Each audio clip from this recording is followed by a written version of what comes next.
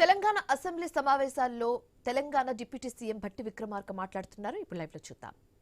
DL pending లో ఉన్నాయనే ప్రశ్న లేదు. పెండింగ్ వాయిదాలతో పాటు ఉద్యోగులు పెంచుదలు కరువు భత్యం చెల్లింపులు పరిస్థితి ఏంటని అడిగారు. ఎన్ని ఉన్నాయంటే అన్ని లెక్క చెప్పేవాడు. అదే నాకు ఇప్పుడు కూడా ఇబ్బంది లేదు, చెప్తాను స్పష్టంగా. అధ్యక్ష, ఈ రాష్ట్ర ప్రభుత్వానికి మిత్రుడు చెప్పినట్టు డాక్టర్ ఈ క్యాబినెట్లో ఉన్న ముఖ్యమంత్రితో సహా అందరి మంత్రులకి మానవీయ కోణం చాలా స్పష్టంగా ఉంది అధ్యక్ష. ప్రతి నిర్ణయం అటు ఉద్యోగస్తులు కానీ ప్రజల గురించి కానీ ఆలోచన చేసి సాధ్యమైనంత వరకు వాళ్ళ సమస్యలు పరిష్కారం చేయడం కోసం ప్రయత్నం చేస్తాం అధ్యక్ష. ఉదాహరణకి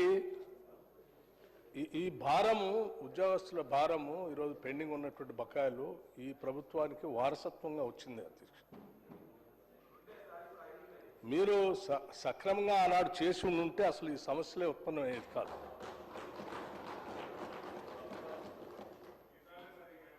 కరువు భత్యం డిఏ విషయంలో గత బీఆర్ఎస్ ప్రభుత్వం 1/7/2022, 1/1/2023 మరియు 1/7/2023 నుండి ఉద్యోగులకు ఇవ్వాల్సిన డిఏ బకాయిలు ఇవ్వకపోవటం వల్లనే ప్రస్తుత ప్రభుత్వమే ఇవ్వాల్సిన పరిస్థితి ఏర్పడింది.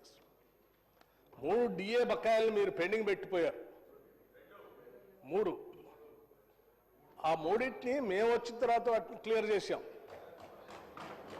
మీరు మాట్లాడుతున్న ప్రతి మాట ఏదో ఉద్యోగస్తుల మీద మీకే విపరీతమైన ప్రేమ ఉంది, వాళ్ళ కోసం చేశారు, ఈ ప్రభుత్వానికి మానవీయ కోణమే లేదా. 100% ఈ ప్రభుత్వానికే మానవీయ కోణం ఉంది అధ్యక్ష. వీళ్ళు మాట్లాడే అన్నీ కూడా సక్రమంగా లేవు. తదుపరి ఇతర పెండింగ్ డిఏలను కూడా సాధ్యమైనంత త్వరగా ప్రాధాన్యత క్రమంలో విడుదల చేయటానికి మా ప్రయత్నం అంతా చేస్తా ఉన్నాం. ఈ ప్రభుత్వం ఏర్పడిన తర్వాత పెండింగ్లో ఉన్న కరువు భత్యాన్ని 22.75% నుండి 26.39%, 26.39% నుండి 30.03%, 13/6/2025 మరియు 30.03% నుండి 33.67% పెంచుతూ 12/1/2026 నాడు ప్రభుత్వ ఉత్తర్వులు జారీ చేయటమైంది.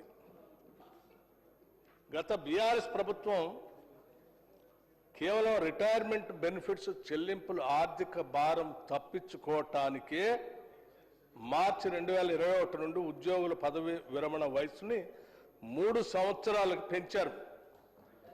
4వ తరగతి ఉద్యోగులు 60 నుండి 67 సంవత్సరాలు మరియు ఇతర ఉద్యోగులకి 58 నుండి 61 సంవత్సరాలు పెంచడం వల్ల మార్చి 2021 నుండి మార్చి 2024 మధ్యలో పదవీ విరమణ చేయవలసిన దాదాపు 17,000 మంది ఉద్యోగులు మార్చి 2024 తర్వాత పదవీ విరమణ చేయటం వల్ల వారికి చెల్లించాల్సిన పదవీ విరమణ ప్రయోజనాలు గత బీఆర్ఎస్ ప్రభుత్వం చెల్లించకుండా ఈ ప్రభుత్వంపై భారం వేసిన మాట వాస్తవం అధ్యక్ష.